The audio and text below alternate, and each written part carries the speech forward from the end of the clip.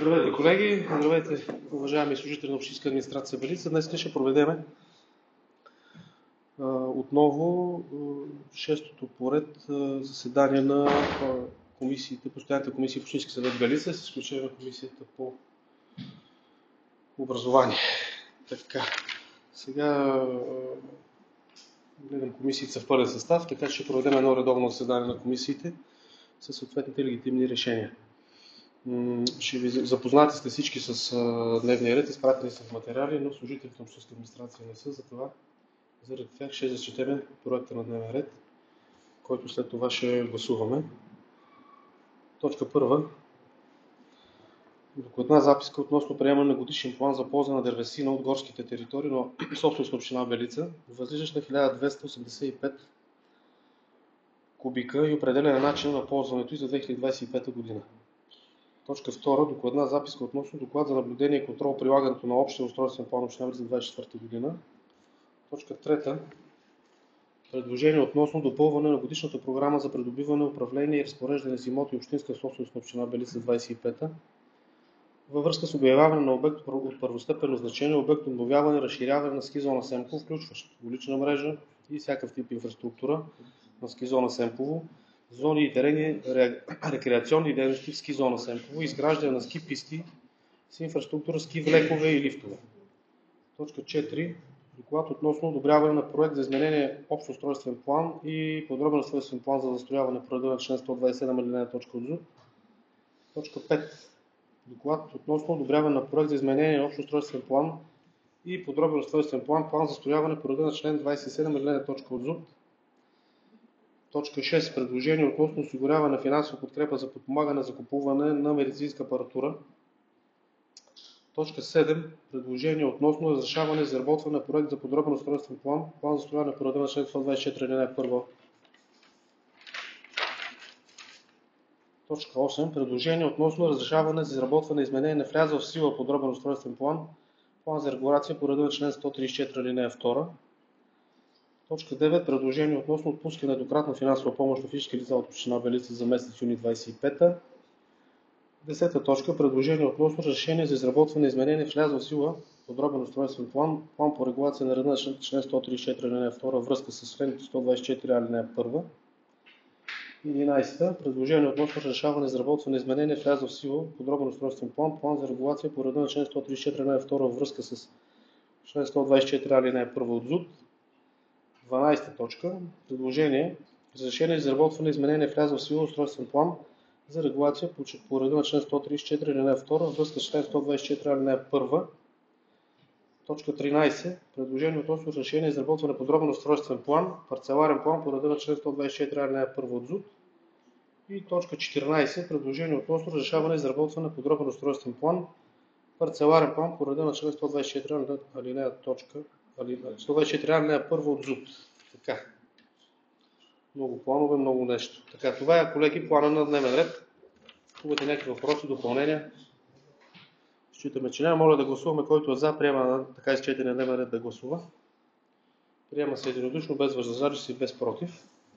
Така, сега ще минем в детайли по точките, за да тогава ще презентираме и служителите на Общинска администрация, които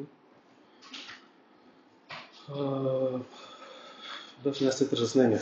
Точка първа, това е докладна записка относно приемане на годишен план за ползване на дървесината от горските територии, собственост на община Белица, възлизащ на 1285 плътни кубични метра и определя начин на тяхното ползване за 25-та година. Тук сме поканали господин Изурски, старши специалист в управление и контрол на горите Звено. Моля, заповядайте, господин Изурски. Процедурите за ползване на дървесина се провеждат при наличието на одобрен годишен план, изготвен от общината, който се одобрява от кмета и решение на Общинския съвет. Посочените плана за 2025 година положения са съобразени с предвижданията на горско-стопанските планове.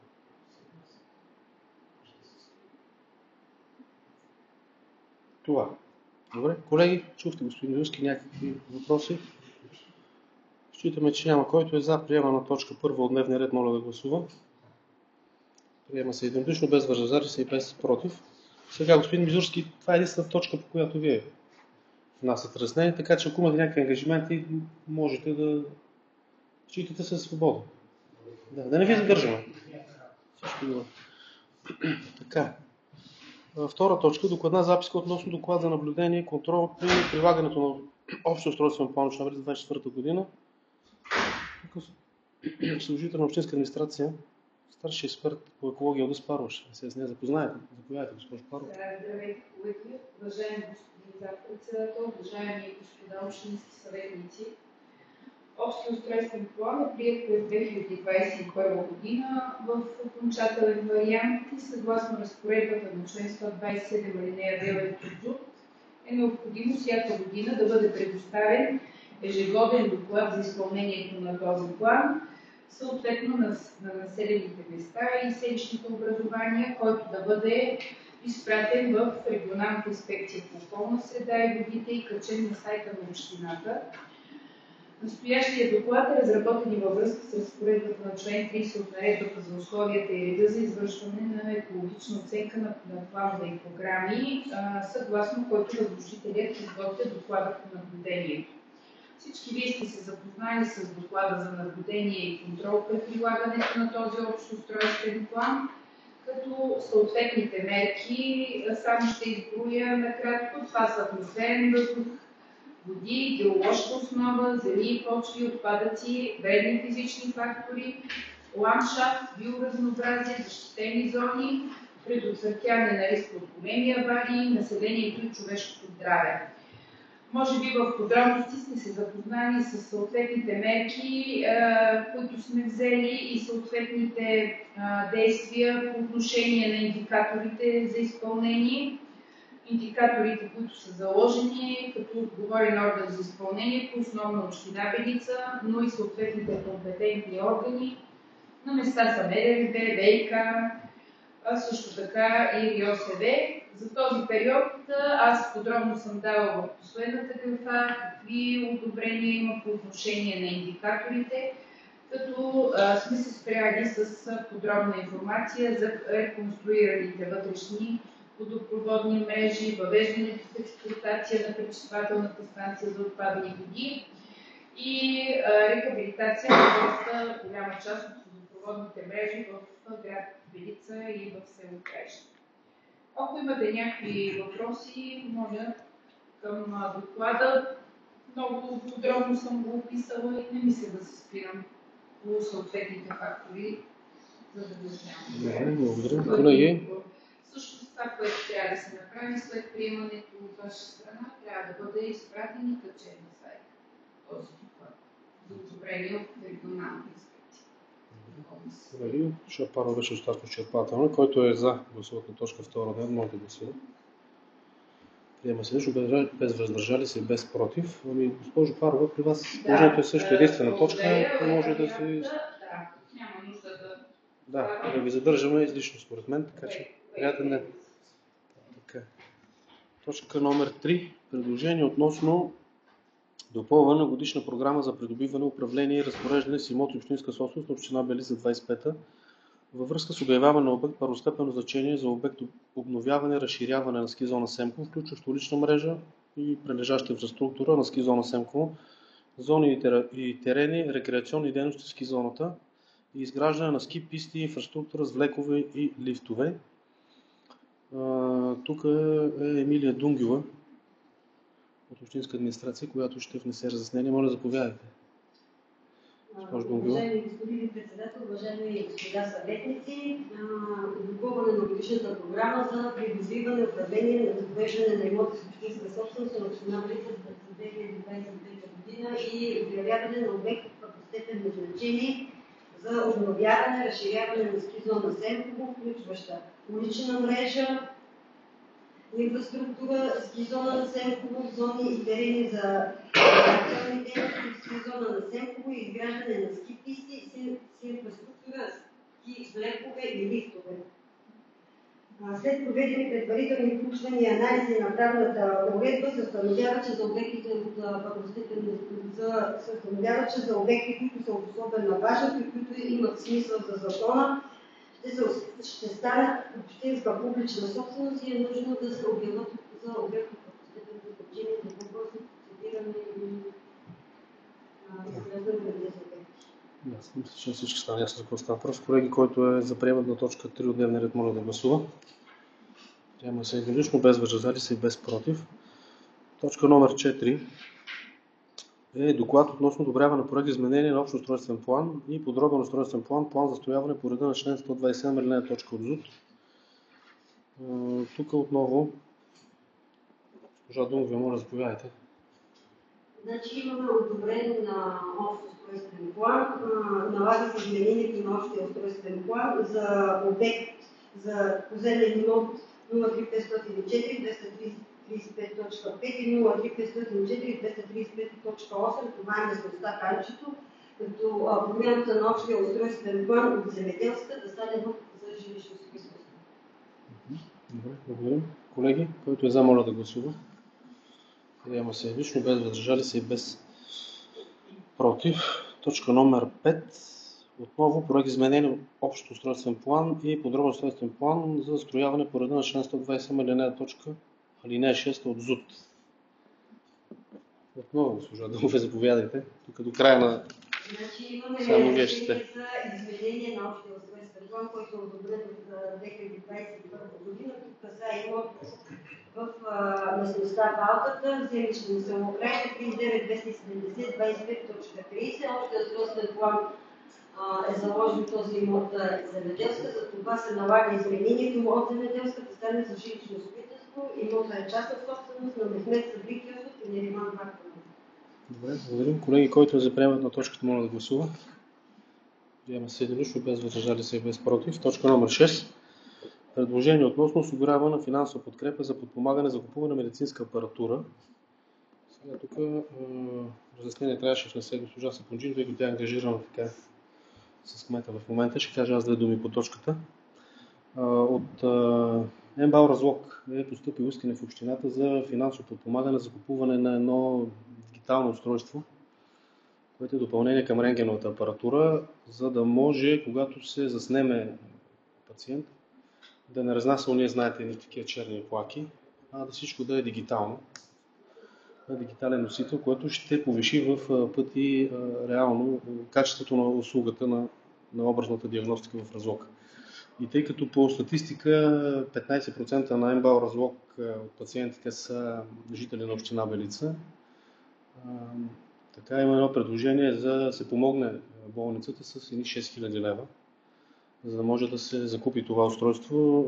Предполагам, знаете, тези медицински апаратури са ужасно скъпи, колкото елементарно да звучи една флашка, примерно. Там нещата са различни, не става въпрос за флашка първо, но образно казвам. Така че, колеги, тук мисля, че няма да има две мнения по въпроса. Който е за приемането на точка 6 от дневния ред, моля да гласува. Приема се единодушно. Преминаваме към точка 7. Предложение относно разрешаване за изработване на проект подробен устройствен план, план за регулация по реда на член 124 алинея 1 от ЗУТ. Отново госпожа Дунгова, заповядайте. Общинска администрация е постъпило искане от Мехмед Хаджи, който има инвестиционно намерение за имота си за търговски обект и магазин. За целта е нужно да се изработи подробен устройствен план, план за строяване и да се провери предназначението на имот 03504 247.28 местността Трънито. Добре, колеги, тук също мисля, че няма. Някакви въпроси, все пак някой има ли по точката? Мисля, че е ясно. Който е за приемането на връзката, моля да гласува. Приема се единодушно, без въздържали се, без против. Точка 8. Така, разрешение за изработване на изменение влязъл в сила подробен устройствен план за регулация по реда на член 134 алинея 2 във връзка с член 124 алинея 1 от ЗУТ. Отново, Емилия Дунгова, заповядайте.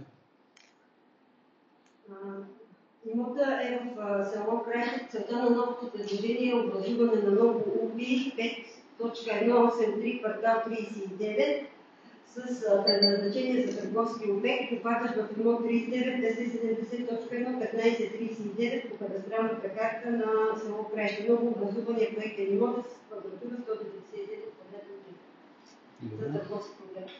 Благодаря. Колеги, някакви въпроси? След това, по-точно, че не сте номера. Дали имаме информация точно къде се намира, пита колегата? До стадиона. Ясно. Мисля всички жители на село Краище. Стадиона на център в село Краище. На част от Може да стадиона. погледнете чертежчето. Добре. Въпроси други, колеги?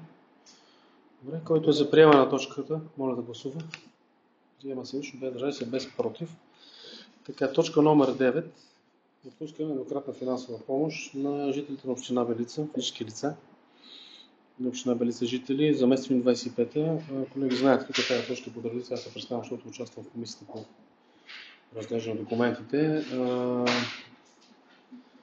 Така, за този месец юни имахме заседание с комисията. Там документите се прецизираха.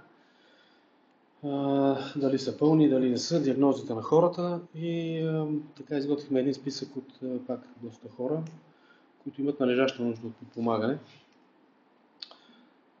Сега ще ги зачета набързо. Вие ги знаете, но евентуално ако някой ни гледа по платформите или служител на общинска администрация не ги знаят. Така, Тиджа Килова Лилова 250, Алиш Мустафов Пергиов 100, Виолина Малинова Тачева 400, Алиш Джамалов Лютов 300, Хава Алия Янска 200, Георги Венов Левтеров 300, Десислава Исакова Козларева 500, Валентин Георги Арсемов 300, Айре Салихова Лютова 300, Иван Асенов Апостолов 200, Тиджа Ахмедова Пастрамарска 300, Сергей Максимов Лардев 300, Мустафа Рефат Кунгив 300, Али Джемал Шех 300, Муса Мустафа Сирак 300, Светлин Петров Илинов 550, Елена Петрова Челикова 580, Ибрахим Сабри Кусаров 500, Фатиме Исмаил Драска 300, Добринка Петрова Галева 250 и госпожа Лиляна Кирилова Петрова 500, тотал е 7030 лева. Така, колеги, ако имате някакви въпроси, тук пак ви прикарвам, нали, точно на момента на тази точка. Ако някой има така познати и знае, че хора се нуждаят от някаква помощ, належаща, разбира се, може да ми се обажда, за да можем да помогнем доколкото е възможно. Така че, който е за приемат на точка 9 от дневния ред, моля да гласува. Приема се единично, без въздържали се и без против. Точка номер 10. Предложение относно решаване за изработване изменение влязъл в сила подробен устройствен план за регулация по реда на член 134, алинея 2 във връзка с член 124, алинея 1 от ЗУТ. Отново Емилия Дунгова, заповядайте. Изменението касае плана на село Горно Краище. Предлага се изменение с промяна предназначение на ОПИ-5 в квартал 16 с предназначение също за търговските. Добре. Колеги, някакви въпроси?